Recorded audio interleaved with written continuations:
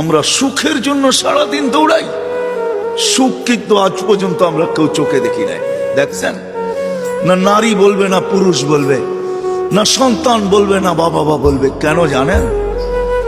সুখ আসে রহমতের চাদর আসলে, চাদর দিয়ে যখন ডাকা হয় তখন সুখ আসে। আল্লাহর রহমত ছাড়া সুখ আশা করা যায় না।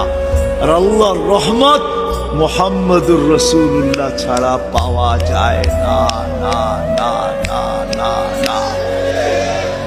যদি বলেন প্রমাণ, আল্লাহ ইঙ্গিত দিছেন, আমার বন্ধুর উপরে একবার তুই দুরূদ পড়বি, দুরূদ ওই ব্যক্তি পড়তে পারে যে আল্লাহর রসুলকে ভালোবাসে, মহাব্বত করে, আল্লাহর রসুলকে অনুকরণ করে ওই দুরূদ পড়তে পারে। আল্লাহ বলে একবার পড়বি, 10টা রহমতের চাদর দিয়ে তোকে আমি ডাকবো।